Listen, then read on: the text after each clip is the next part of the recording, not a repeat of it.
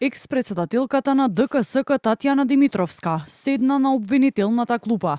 Обвинителството ја товари за 2 кривични дела: оддавање службена тајна на обвинетиот во предметот адитив Небојша Стојановиќ, како и дека наместо неа тестот за добивање сертификат за државна тајна го полагал ревизорот од ДЗР Миле Столевски.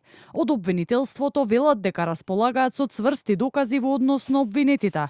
Најавија дека при крај анализата на податоците преземени од телефонот на Димитровска се работи за околу 250.000 електронски записи од телефонот на председателката. Паралелно, додека се врши анализата на податоците од телефонот, обвинителството превзема и други действија согласно закон, како што се прибавување на потребни податоци од надлежни институции и сослушување на сведоци по однос на одредени индиции кои што произлегуваат од овие податоци.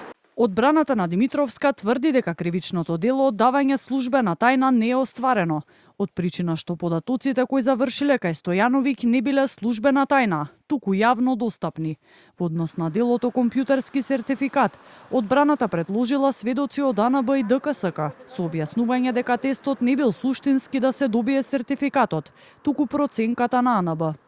Јас очекувам за Татјана Димитровска ослободителна пресуда. Ние да ставивме во меѓувреме докази кои целосно го дискредитираат обвинението против неа, и тоа докази од антикорупцијската комисија, извештај од 30 јули 2025 година. Освен за Димитровска, денеска судењето започна и за ревизорот Миле Столевски, за Борче Најдов, вработен во семејната фирма на Стојановиќ, како и за Билјана Петровска-Мантева, директор за финансиски работи во ТЕЦ Неготино, кои се обвинети за оддавање службена тајна.